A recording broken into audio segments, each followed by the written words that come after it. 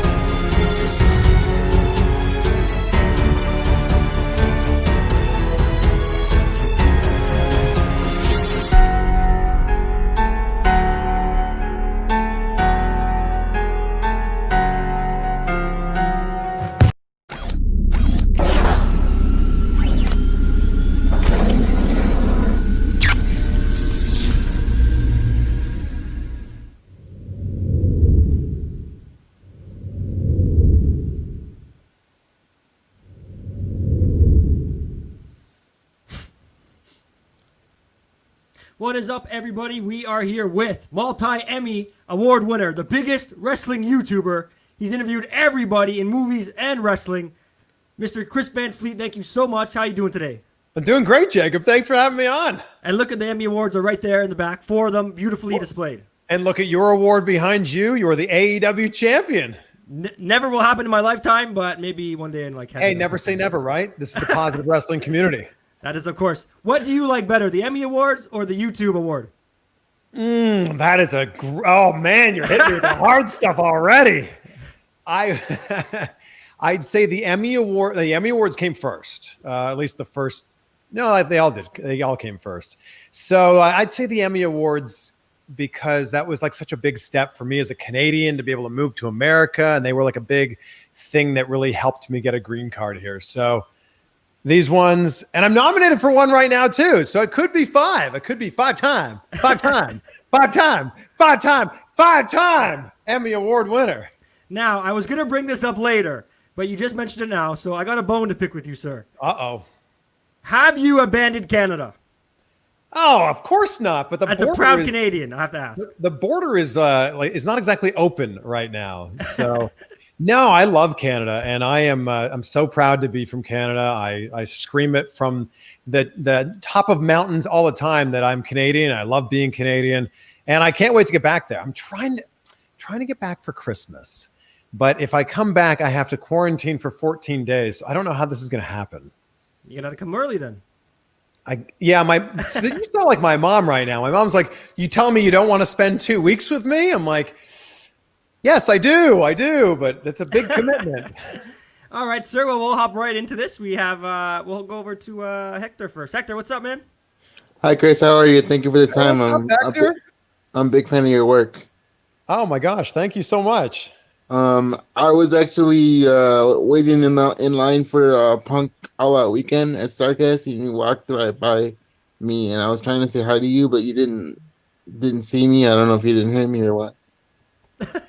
That was a big line, and I'm sorry if I didn't see you or hear you. That was a big line. I was trying to take in the fact that many people were there to see CM Punk. So, just have a couple questions. My first question is, I was fortunate to go to Revolution right before the shutdown. It was like the last big wrestling show that was out there. I was sitting next to a media member, and I got an appreciation for about like you trying to take your pictures and cover the event. What do you do? What do you do in a situation where you have a heckler that's constantly standing up and like ruining your shots? And I'm just saying, like, how do you handle fans that kind of ruin you guys trying to do your job? Yeah, so I'm fortunate that I'm not like trying to take photos or videos while this is happening. But look, we're all there. We're all fans. I think that this is the bottom line here is we're all fans, whether you are a wrestler, whether you are a ring announcer, a referee, or whether you happen to be a member of the media and you're covering this. So I think that you're a fan first. And you can completely understand that, sometimes other fans get really excited. For some people, that's their first show ever. For other people, this is like the highlight of their week or their month or their year. And I don't want someone else's experience to be ruined because of, the way that I view a certain experience. So I kind of just let people do their thing. And if they're being really obnoxious, security's going to take care of them anyway. Have you ever wanted to hog tie someone to their seat? Have I ever wanted to hog tie someone to their seat? What? Huh. Just MJF. Jeez, he's the worst. Oh, and my other question was during regular circumstances, there's wrestling on every day. So my question is, how often do you sleep? Because I'm sure like when you're constantly watching wrestling, and and you have to find time to do your interviews and upload all your videos. So how often do you sleep? I appreciate you asking that question, but I actually prioritize sleep. So sleep is important for me. Sleep is 8 hours a night, no matter what's going on.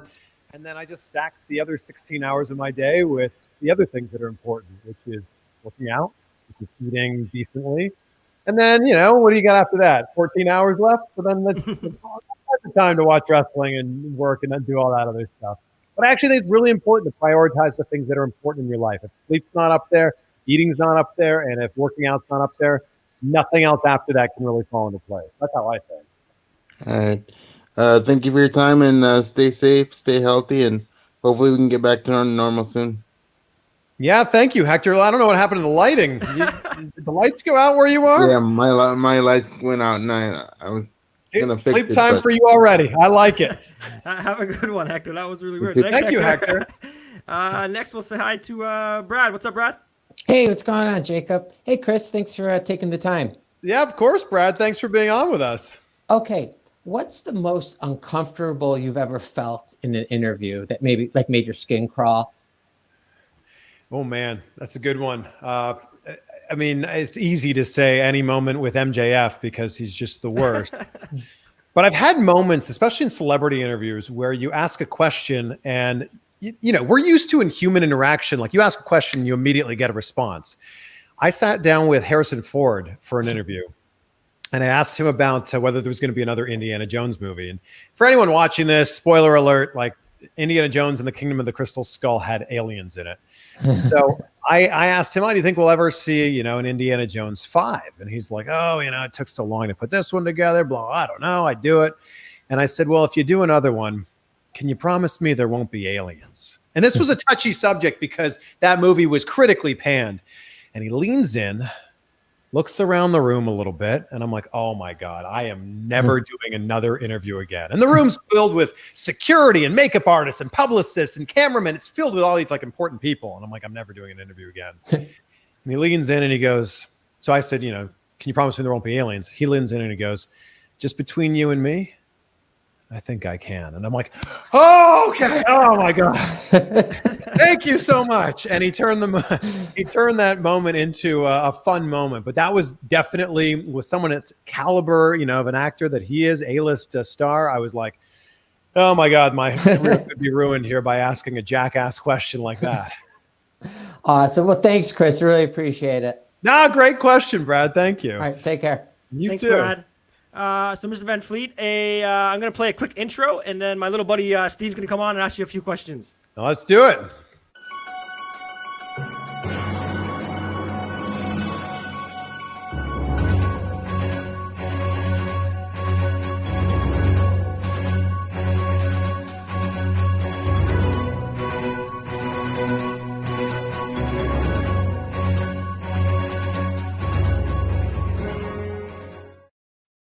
Hey, thank you so much for doing this. It means a lot to me. Thank you so much.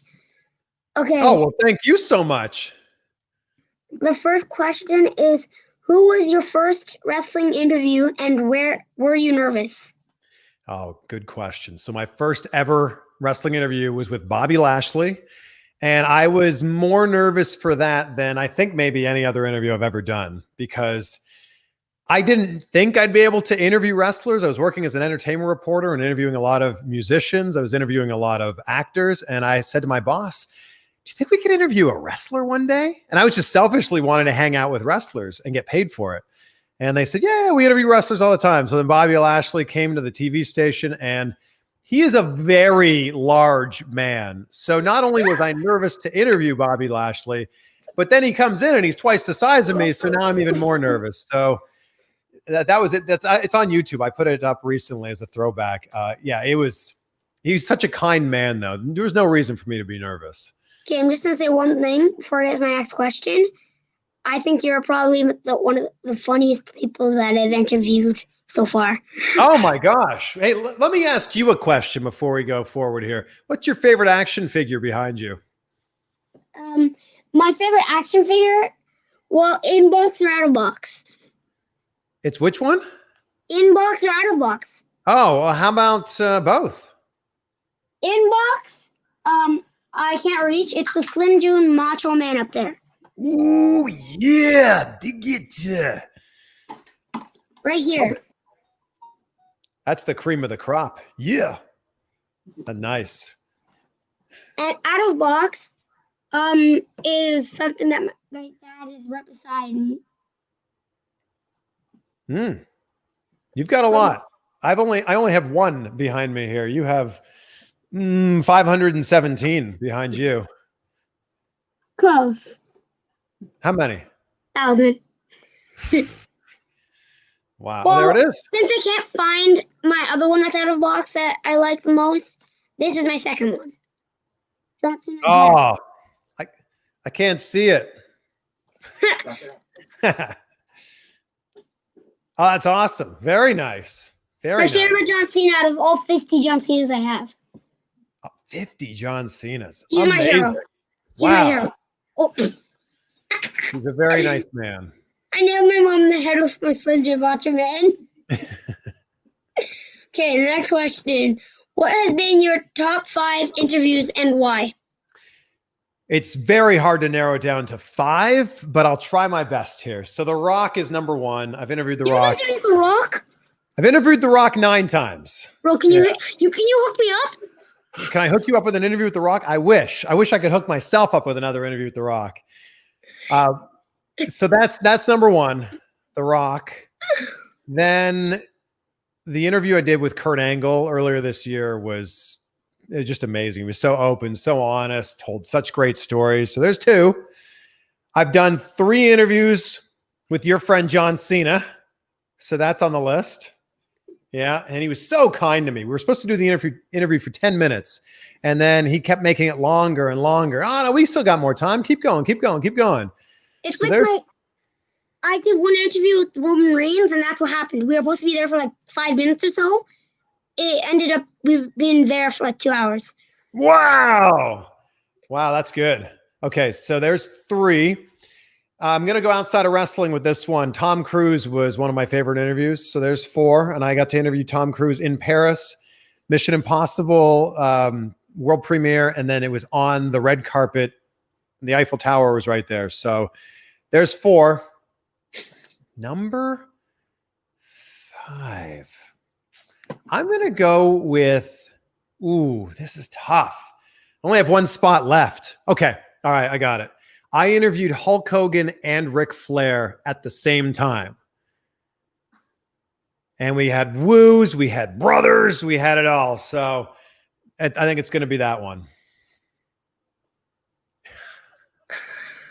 How do you do it? I just asked. I said, hey, could we do an interview? And they said, can you hook me up with him on Facebook? Hulk Hogan or Ric Flair? Hulk Hogan. I'm sure Hulk Hogan would do an interview with you. Just send him a nice message. He's a very nice man. Okay, so third question. Why did you decide to start interviewing wrestlers? Like watching wrestling saved me after my brain surgeries, which is why I started. Well, you have a much better reason than I do.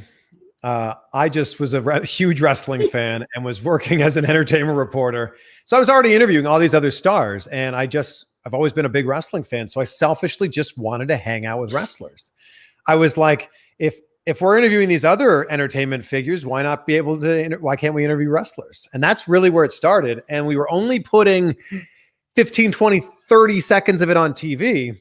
And I had the other, 10, 15, 20 minutes of it that wasn't being aired on TV. So I just started uploading these interviews to my YouTube channel, basically just for a place for these interviews to live. And that's where this whole thing began. It was kind of an accident. My YouTube channel started completely by accident. And I got to thank you, Steven. These were 3 very well thought out questions. There's actually one more. Oh boy, bring it. And after the last one, I just need to ask you one thing. Yeah. What advice can you give a young YouTuber like me that is just starting out? I think it's important to know what your content is, know what your niche is. I mean, you've obviously figured that out. You're going to want to interview wrestlers. I think it's important to be consistent. I think it's important to put out, if you're going to put out a video every Monday, you don't skip any Mondays. If you're going to put out 2 videos every week, you don't skip those weeks. You put one out. So I think it's important to be consistent. And it's also important to realize if you're going to be doing these interviews with guests, it's important to realize that it's not all about you. It's about what's in it for them. So if you're asking Hulk Hogan or you're asking The Rock to do an interview, it's important to position it in a way that they're also gaining some value out of this. because obviously, there's tremendous value for you to have them on your show, but what's in it for them? And if you can start to lead with what's in it for them and what's in it for your audience, your YouTube channel will just skyrocket and grow from there. Okay, I have two things. Two. Okay. How in the world did you interview The Rock 9 times? Well, I was working for, TV stations, and The Rock was promoting the movies he was in. So I started by interviewing The Rock for Fast and Furious 5, then G.I. Joe, then Rampage, then Jumanji, then Baywatch. So basically, The Rock does a lot of movies, and The Rock was promoting the movies. That was really how it happened. On and on and on and on Yep. and on. And the last thing, what's your YouTube name channel? What's that? What's your YouTube name channel? It's right here. Chris Van Vliet. There it is. Thank you for letting me plug that in this interview. Thank you. Bye. Thanks, buddy. You're awesome. Thank you, Steven. Thanks, Steven. Mr. Van Fleet, for anybody who's like maybe just getting familiar with you or just catching you're obviously blowing up on YouTube. How was the struggle? Like you used to interview indie wrestlers out in like parking lots, and obviously now you're interviewing main household names. Was there ever a time that you wanted to maybe give up, or was it just you're going to push forward and you knew the outcome was always going to be where it is now? Well, look, I'm not opposed to still interviewing indie wrestlers in a parking lot. It's just that's not really, an option right now. For me, I was just kind of doing this as a hobby. My main job was I was hosting a TV show and I was doing interviews with celebrities. The wrestling thing was kind of just a thing on the side. And I was kind of doing them. This was in I was doing them on occasion. I went to WrestleMania every year with my friends. I would get a press pass for access and I would do a handful of interviews there. And if there was indie wrestlers that were in town, I would do an interview with them, but there wasn't any real structure to it. There wasn't any real drive to this. And this is where I started formulating that idea that vague goals get vague results. And I say it all the time. How was I going to grow my channel if I didn't know what my actual goals were for my channel? So in 2018, I said, I'm going to do 40 wrestling interviews this year. And the most I'd ever done at that point was 18 in a year. And I ended up doing 50 that year, which blew me away. Like that's almost 1 week. So then the next year I said, I'm going to do 50. Last year in 2019, I said, I'm going to do 50 wrestling interviews this year. And I ended up doing 100. So it was just like, yeah, it was very important for me to be specific for what I was chasing after. Because otherwise it's like getting in the car and just kind of driving around aimlessly. You don't know what you're, you don't know what you're doing. So if you have a goal of where you're going to drive to, you know exactly where you're headed. So no, YouTube, by the way, is the slowest growth of all social media. So that was something I need to realize like really early on, that like the growth was going to be so slow. It took me 8 years to get that. 8 years to get 100,000 subscribers. Awesome. We're gonna keep on moving. We'll say hi to Sarah next. Hey, Sarah. Hi, Jacob. Hi, Chris. How you doing? Hey, Sarah. How are you? Good. I love listening to your podcast every week. And I just love the way you connect with whoever you're interviewing. It kind of seems like it's more of okay, I'm here listening to two friends talk than an interview. Oh, well, thank you. That's the goal. That's the plan. Yes. So I want to know, which wrestler or entertainer, whoever, do you feel you've connected with the most over the years? Oh my goodness. That is, man, that is tough. I've had so many different interviews with so many different people, but I'll give you three and it's nothing to do with me so much as it's to do with them. The Rock is number one. Like from the first time I met The Rock, he walked into the room, there was a dozen people there. He took the time to shake everybody's hand, introduce himself to everybody. After the interviews, he stuck around, he signed whatever it is that we brought to sign. And The Rock just gets it. The Rock understands that he's a huge star and makes the moment special for you. So it's easy to connect with people like that. And now when I see The Rock, blows my mind. He's like, hey, Chris, how are you? And I'm like, The Rock knows my name? This is crazy. So The Rock, number one. Will Smith is another one of those people that just like, he's just so good at being able to connect with you and just have those moments and have that great energy. And DDP was another one that, I've never heard anyone say a single bad thing about DDP. And I don't know if you know the full story, but I'll make it real short for you. But basically, DDP randomly knocked on my hotel room in Los Angeles. This was like 3 years ago. He thought my room was his room. We didn't even know we were in the same hotel together. He had no idea who I was, but he's banging on the door thinking that my room was his room. And I look through the peephole and I'm like, that's DDP.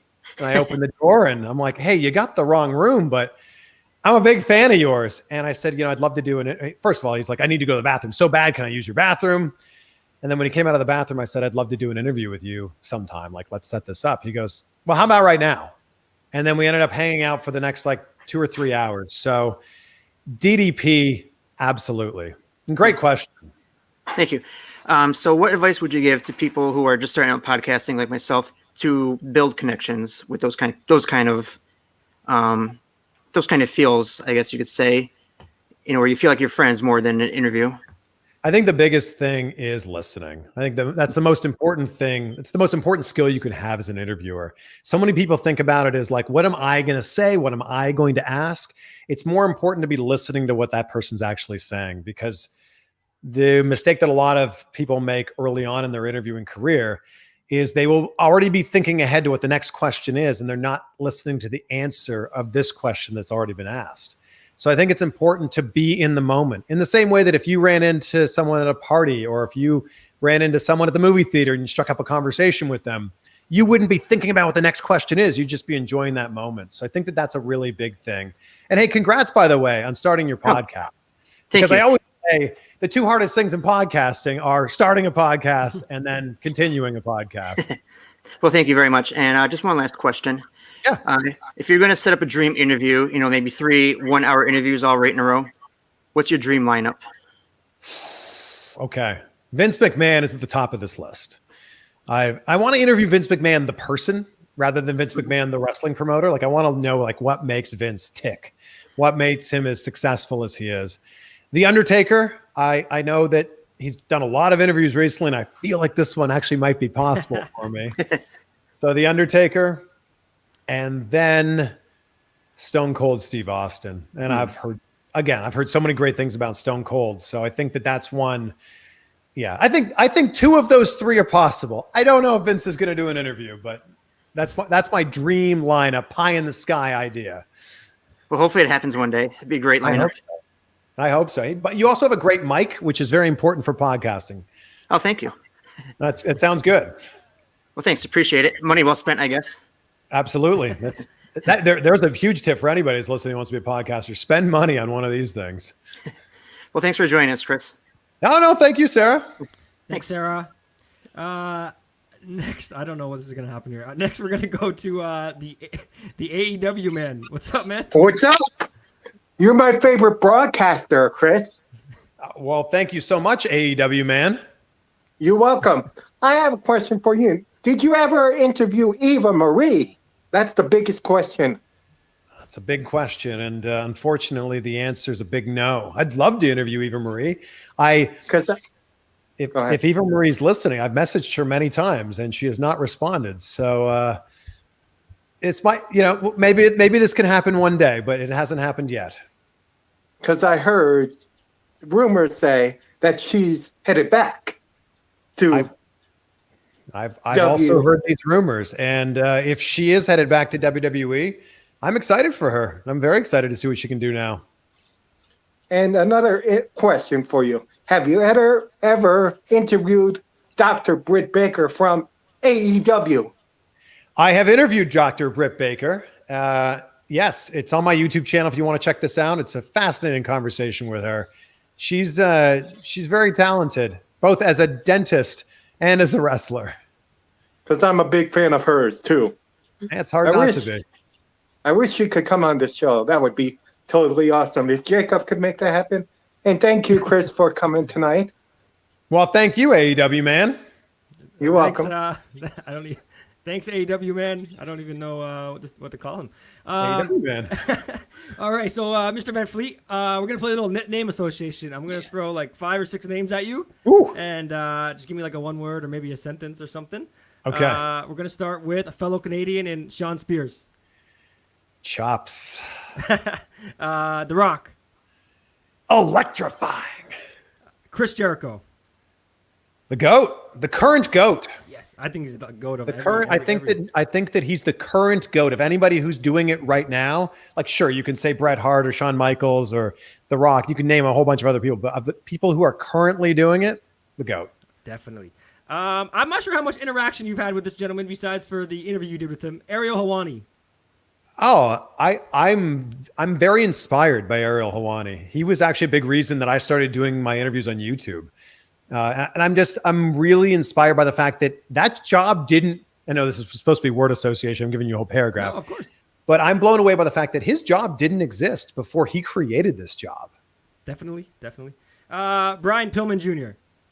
Oh, actually, I was just on the phone with him like an hour ago. He's my boy. And the best mullet in all of wrestling. I think in all of the world, probably. Perhaps. I'm going to try to throw you off with this last one. You got to go in the memory bank. She's a friend of mine. You used to work with her, Tara Sloan.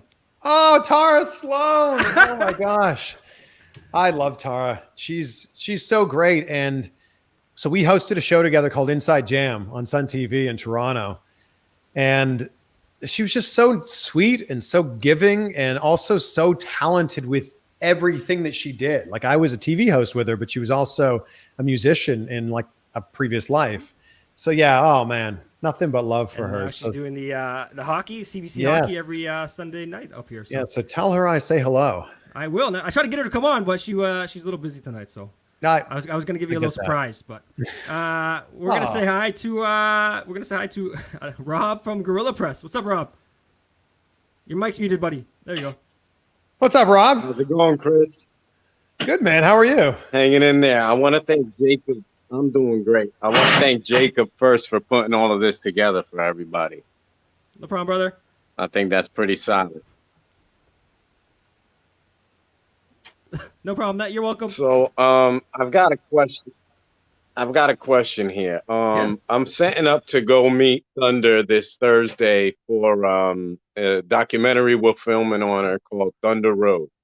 I'm also going to be heading to SW Theory to meet with Jazz, which is the first match out of a retirement tour she's going to have, and I'm going to have her on. Do you have any? I've got a press pass for that. However, do you have any other, let's say, tactics for you to go about reaching a big company like WWE or AEW to attain a press pass for something like that? Because I've actually got in contact with them to get licensed for some footage of Thunders that they have. Oh, that's great. Press pass for a big main company. I need some of your tactics. Well, my tactic when I started early on is I would just Google who the media relations person was for that company. It was as simple as that. And it's as easily, you can Google that right now. You can find out who the media relations person is for whichever company and then send them an email. And like I was saying earlier, it's all about like what value can you provide? Obviously, there's a ton of value for you to be able to get that press pass, but what's in it for them?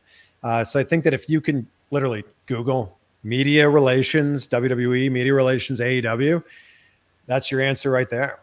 We lost him, but I hope he can hear it on the playback there. Okay. There you go. We'll go to one from the comments. Josh asked, how do you feel when you were working backstage in AEW, and how do you feel being in the new Wrestling Code video game? It was very cool being part of that first episode of Dynamite, being a huge wrestling fan, being a broadcaster myself, to be invited to be a tiny little part of Dynamite for the first time that we saw wrestling on TNT in almost 20 years was so, so cool. And, I'll always have that. And it was so cool to be invited back a few weeks later. I did that segment with the Rock and Roll Express in Charleston, West Virginia.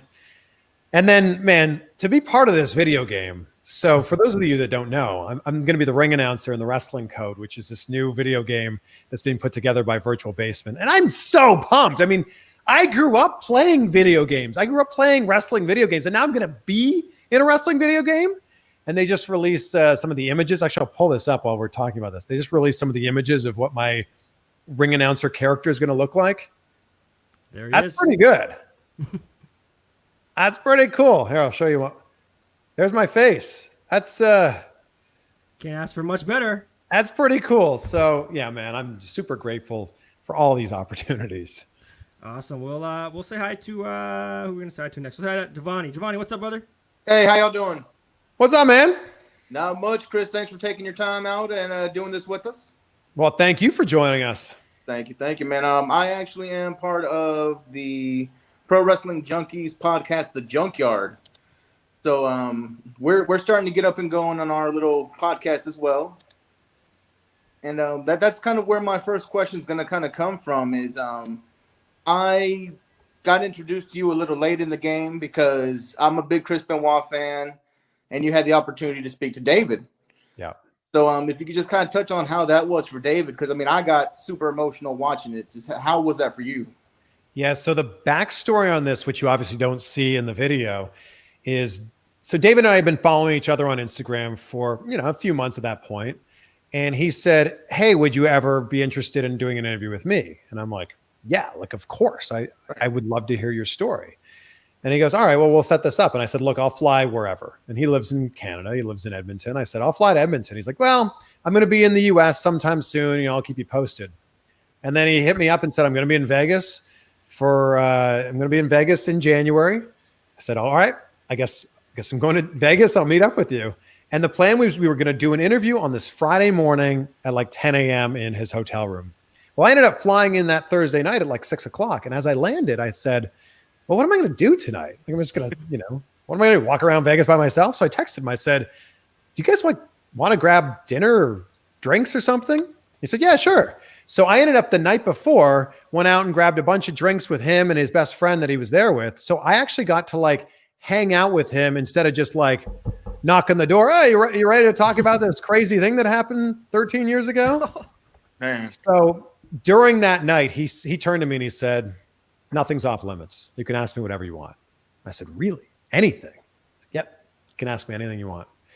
So then the interview happened as you saw it. And then after that, he goes, thank you, man. Like, I needed to get a lot of that stuff off my chest. So thank you. Right. And then we went and played Top Golf after that and drank beers. It was like the greatest little Vegas vacation ever. You could definitely tell in the interview, man, just you guys and not knowing the backstory. I was watching, I'm saying, man, they're really, really comfortable with each other. There's at least some kind of trust that's already been put into here. Well, it was tough because I knew he hadn't really done a lot of interviews. So Right. I wanted to do whatever I could to try to make this as comfortable for him as possible. And I'm a firm believer that everything happens for a reason. I love that the universe made my flight at that time, made him already there with no plans. I'm just so glad that this all worked out because it made for the best possible situation. And now, I mean, this video has like 700,000 views on YouTube, which is mind-blowing to me. This was recorded in a hotel room with just me and him and my iPhone. Like, it's crazy to think that all these people have now watched it ever since. Yeah, it's like I said, it was my first introduction into you, which is amazing because it just opened me up to everything else you've done. And I sort of went on a binging fest at, if my job is listening, I'm sorry. I may have not been working days. But, I honestly, your work that you've been doing with all the wrestlers and just listening to how your interactions with your guests, it goes it went a long way into kind of creating how I try to do on our podcast. So I want to thank you for that. Oh, man. Thank you for the very kind words. I really appreciate that. Not a problem. We've just we're slowly getting there. We're up and coming. We've got one big guest that we're gonna drop soon, so hopefully everybody's excited for that. But that's another thing I kind of wanted to pick your brain on is getting the word out there. How do you starting up? How do you spread the word? How do you get people excited about your podcast? Well, look, everybody started their podcast with 0 downloads. I think that's really important to realize that. Whether you're, Joe Rogan, whether you're Talk is Jericho, whoever, everybody started with 0. So I think for me, it was, my podcast numbers are still tiny compared to my YouTube numbers. But I think the biggest thing for me was putting it out there to the audience that I did have. I pin it in the comments for my YouTube channel. I put it on social media. If you can leverage any of the exposure that your guests have, if they can retweet it for you, if they could maybe even send out their own tweet, that's so, so helpful. Or perhaps if something really big happens in the interview and you think it's newsworthy, maybe you reach out to like a wrestling website or a dirt sheet and say, you'll never believe it, but so-and-so said this thing on my podcast, which, could be news. That's how my YouTube channel really started to grow, completely by accident. In one of my first ever wrestling interviews that I ever posted on my YouTube channel, The Miz talked about how he was concussed and didn't remember being part of WrestleMania 27. And I'm like, oh, wow, that's crazy. I didn't think anything of it. And then I woke up 2 days later and that video had gone, a little bit viral because a bunch of news sites had picked that up. So I think just kind of keep your eye out for those little nuggets that might be there. Great.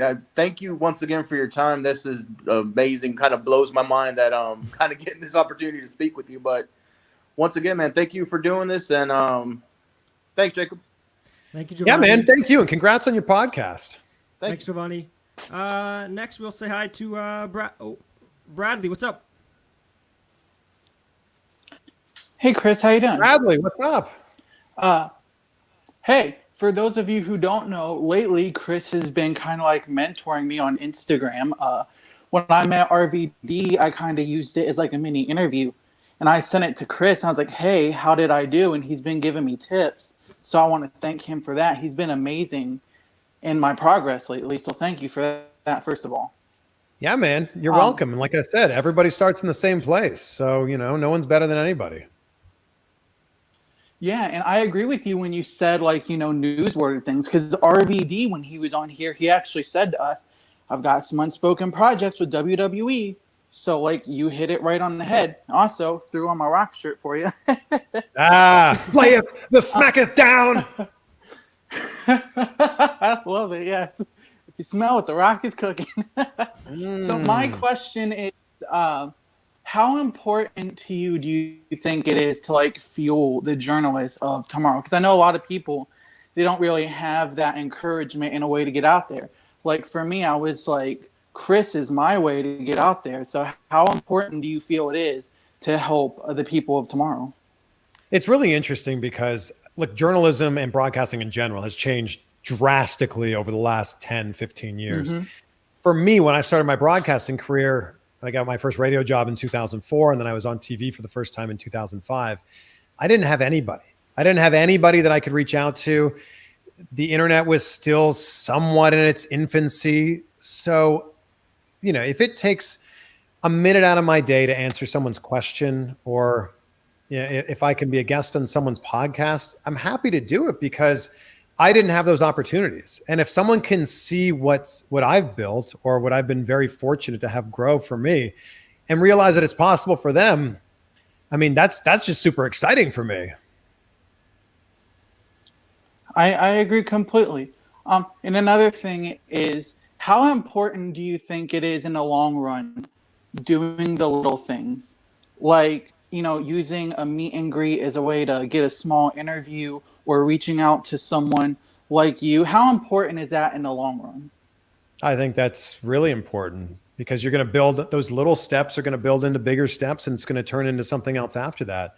I was, when I started my career, I was taking moments on a red carpet and asking questions, that had nothing to do with the movie or nothing to do with the event that I was a part of, because I genuinely just wanted to know the answer to something. So I kind of like maybe overstep my boundaries a little bit, push the boundaries, if you will.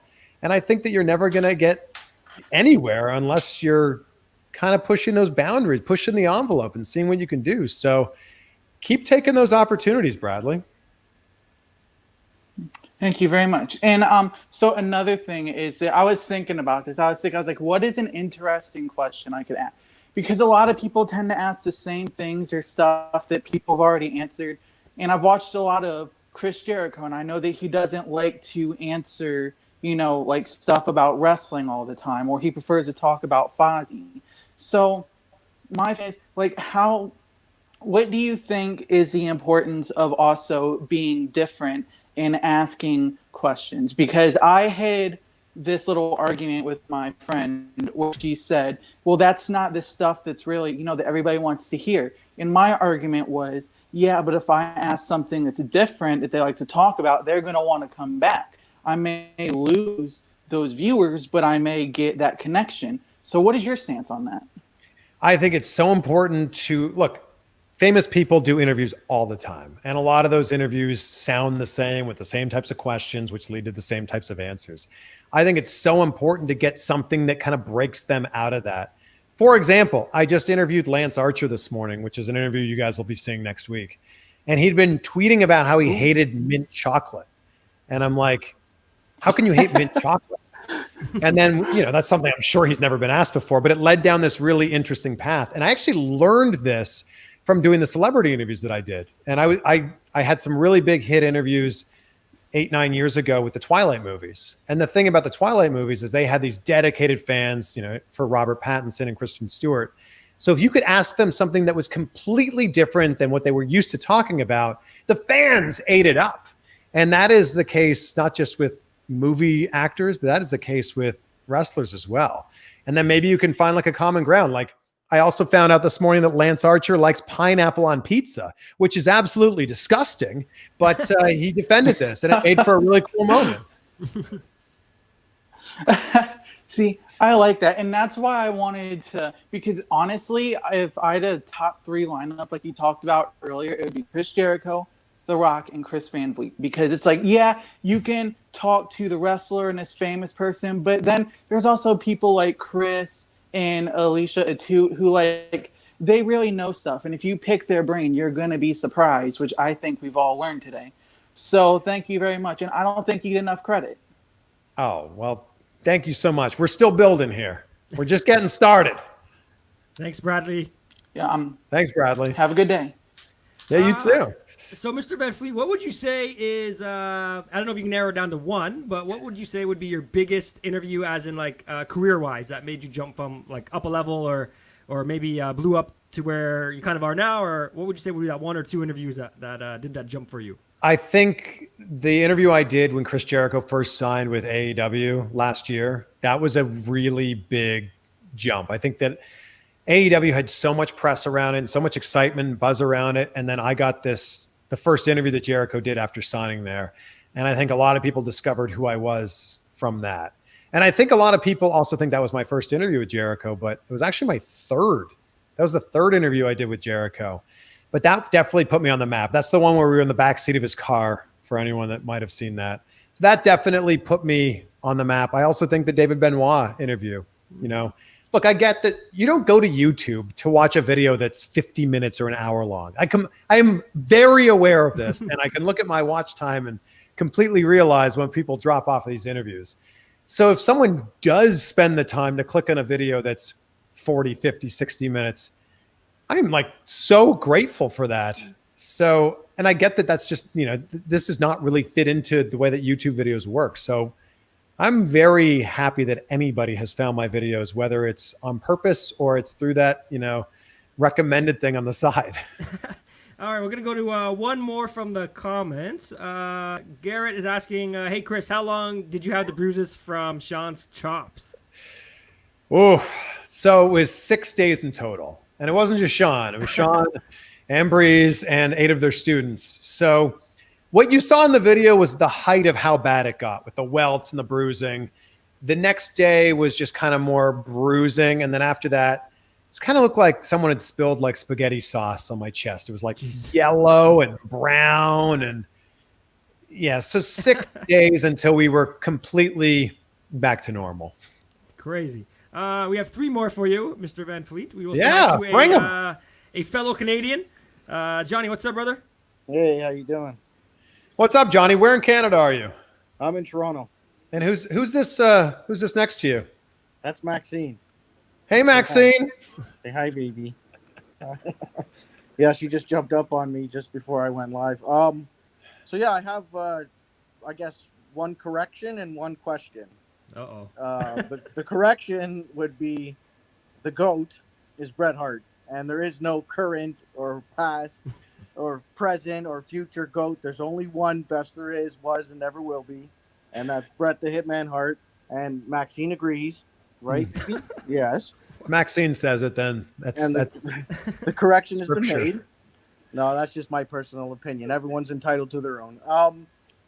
The other thing I was going to ask is, have you done interviews with Bret Hart? And if so, since you said I'm technically now the interviewer interviewing you, I would like to sit here and listen to your stories and opinions on Bret Hart.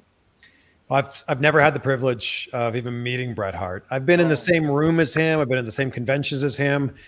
I think it's possible to make this happen at some point in time, but yeah, I've never had the pleasure of speaking with him. I look forward to it. If you were to have the opportunity to interview Bret Hart, since that's a man who's been interviewed countless number of times, what do you think you would come up with, like creative wise, to try and get something new or fresh out of him that we would have probably never heard in the past? That's tough because you're right. He's been interviewed so many times by so many different people. Let me ask you, as the giant Bret Hart fan, what has Bret Hart not been asked? I honestly could care less. It was just seriously just a random question I came up with. Really, I'm just a number one, being the Bret Hart fan that I am. It's not so much I care about, say, his personal life or what kind of food he likes, or none of that's like relevant to me. It's just my appreciation as a child growing up with an idol like him, watching him perform the way he did and represent his character the way he did, which like obviously helped me through my childhood. And there's nothing but respect, admiration, and appreciation for, like, you know, what he's brought to my life, the quality that he's brought to my life. And so, like, I personally wouldn't have much of a question for him. It's simply what he's heard a million times, which is thank you, Bret, thank you, Bret, thank you, Bret. And like literally that's all I'd have to say to him. Like, you know, because like unless he wants to go eat a cheesecake or something, I'm not exactly, you know, I'm not going to ask him what his favorite food is because I really don't care. Right? I'd be very curious to know from Bret Hart. Like, I agree with you. He is, if he's not the GOAT, he's certainly one of the GOATs. I'd be very curious to know which match it was for him early on in his career where things kind of switched and he realized, damn, maybe I am pretty good at this. Well, you know, if I had to guess for him, I guess because obviously being the Bret Hart fan, I've watched so much.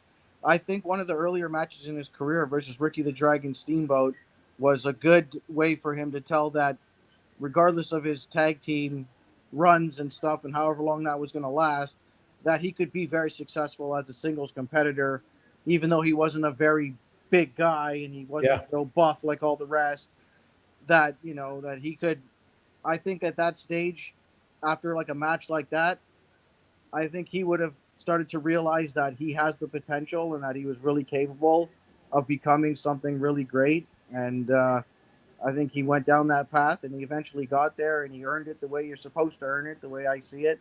It shouldn't be just handed to you like some of these guys that come in and just because they're big, bulky, tough-looking dudes, and next thing you know, they're in the company for a year and they got a strap on their waist.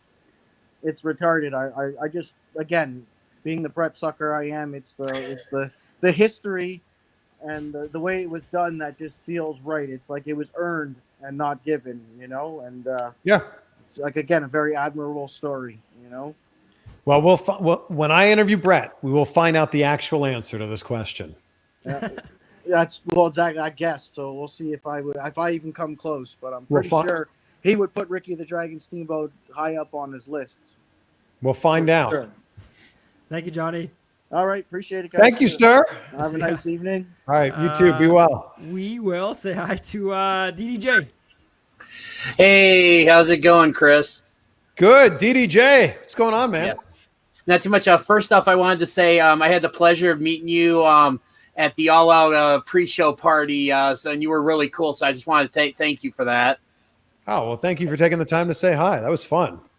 That was a lot of fun. So I, too, am actually one of the co-hosts of the Junkyard Pro Wrestling Junkies podcast, along with Jovan, who you spoke to earlier, as well. And then I also do my own podcast called What Do You Say with DDJ. I just dropped episode 13 this morning. So my two questions, wrestling-related questions for you are, if you could be interviewed by any wrestling announcer, personality, who would it be and why? Mean Gene Okerlund. I think that should be the answer for absolutely everybody because he is the reason that a lot of us are doing what we're doing. The Mean Gene was so smooth. Mean Gene was that guy never messed up. He was just so smooth with everything that he did. So it'd be Mean Gene, hands down. And I'm actually kind of kicking myself because every year at WrestleMania, there's a party called Shenanigans. And this was, I guess this would have been last time they were in New Orleans. They had a thing where you could have Mean Gene like do an interview with you, like a quick, like little like backstage thing. And it was like $100. And I'm like, oh, that'd be cool. Yeah, maybe I'll do it some other time. And then that opportunity never happened again. And then Mean Gene unfortunately left us. But I'm like, man, I could have had a quick little interview with Mean Gene interviewing me. And so I'm kicking myself for never making that happen. And then if you could bring back any wrestler from the dead to do an interview with, who would it be? It's got to be Eddie Guerrero. I think that Eddie Guerrero is so full of charisma. Eddie Guerrero has such great stories, both in the ring and out of the ring. I would love to spend some time with Eddie Guerrero. And I've been fortunate. I just had Chavo Guerrero on the show recently. I've spoken to Vicky Guerrero numerous times. But Eddie, man, there's something so special about Eddie. Yeah, he was great. And then just on a podcast related question. Again, I do my own. I primarily interview, local Chicago area independent wrestlers because I want to give them a voice and stuff. And how important would you say is to kind of make your own podcast unique versus kind of being like what everybody else does? It's important to give people a reason to listen to you. So I think whatever you can do to make yourself stand out from everybody else, I think that's so important because otherwise, why are people tuning into your podcast? And if they're just, I realize that my show is very guest driven, but I also it's a huge compliment when someone says to me, I had no idea who so-and-so was, but I listened to the episode and enjoyed it anyway.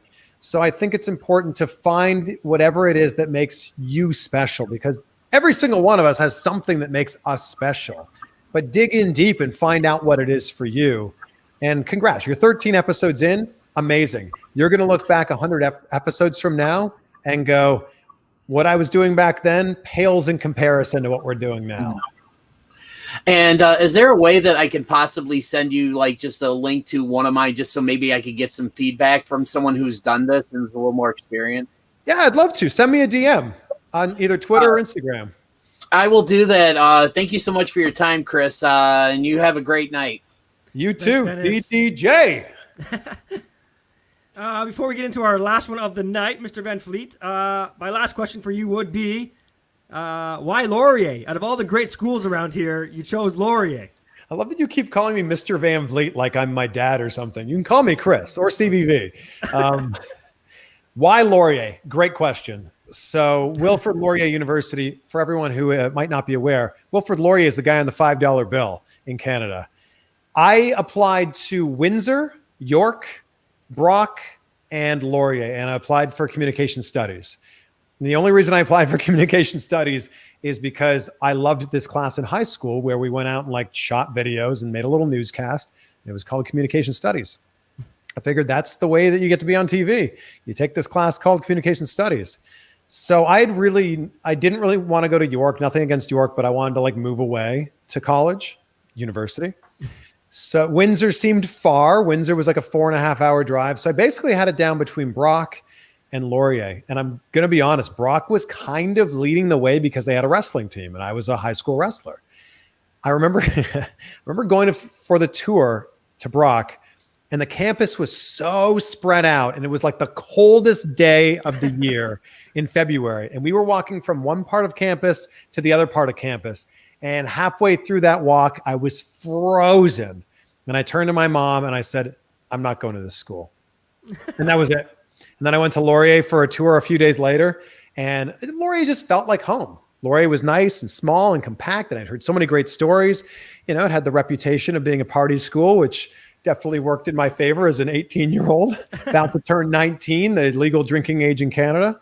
And I am so, so glad that I went to Laurier. It's my best memories ever are from my time there.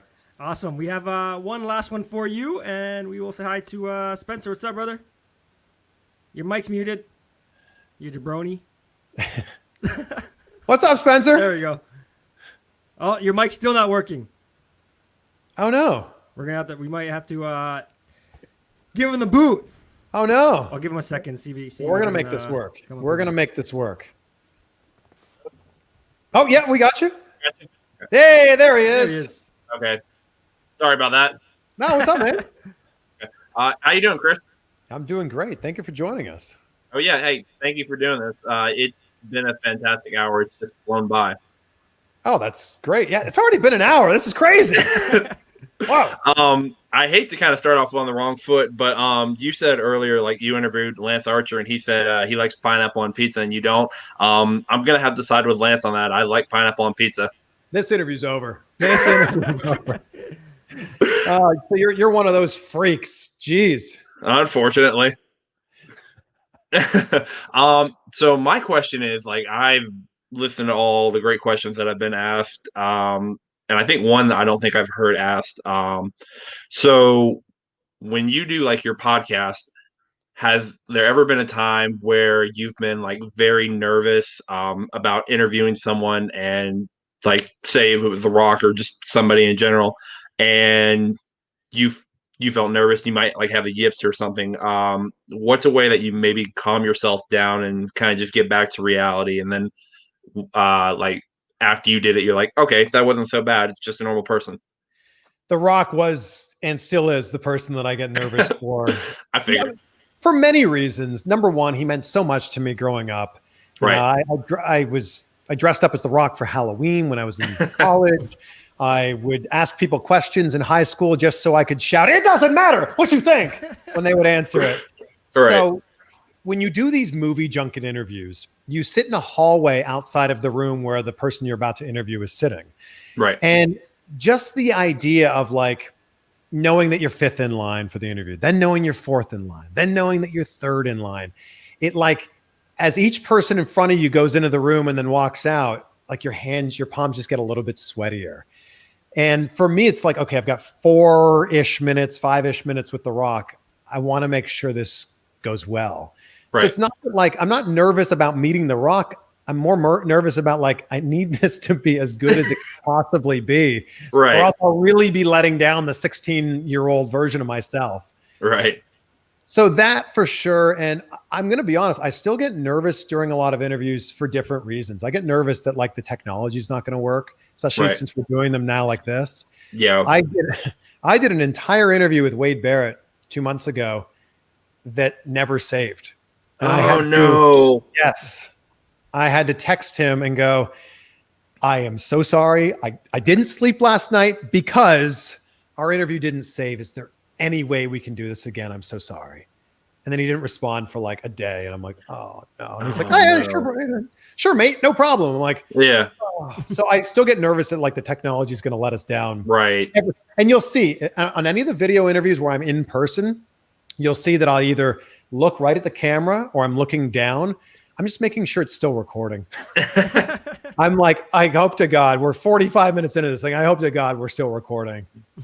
Yeah, for sure. Like I have my own podcast that I do with a few other guys, and like trying to edit it right now. And I've been having a few issues, but I think I'm working them out. So that's like for sure. I think my thing, like I'm nervous because I'm just getting started, but now like the technology, that's what really worries me. Like anything can just mess up at any moment. And it's out of your control. And as John Cena famously told me, control the controllable. All you can do is control the things that you have control over. And the biggest thing you have control over is how you're going to react to things that are happening. So I get a little bit nervous, and you'll see my eyes darting around as I'm making sure everything's recording. But other than that, I try to enjoy the moment as much as I can. All right, cool. That was great advice. Again, it's been a blast listening to you. I've checked out a few of your podcasts, like on Apple Podcasts before, and they've been great. I think I'm going to try to listen a lot more. But thank you for joining us. This has been great. Oh, well, thank you. And if you're not subscribed on Apple Podcasts, take a second. Maybe you could throw me a subscribe on there. That'd be great. And for anybody listening, that'd be awesome. Yep. Thanks, Spencer. All right. Thanks, Chris. All right. Thank you, Spencer. So I'll say Chris. So Chris, thank you so much for joining us. And I know you have your hand in 100 cookie jars. So let's hear all 100 of them, please. Plug away, plug everything. No, man, Jacob, thank you so much. This has been so fun. What a great idea you've put together with this. Congrats on all the big guests that you've landed, not including me because I am not a big guest, but congrats on all the big name guests that you have got. And it's an honor to be included in that list. I'm at Chris Van Vliet on all social media, and wherever you're listening to this, watching this, you can find me on YouTube, Facebook, Instagram, Twitter, and my show is The Chris Van Vliet Show, wherever you listen to podcasts.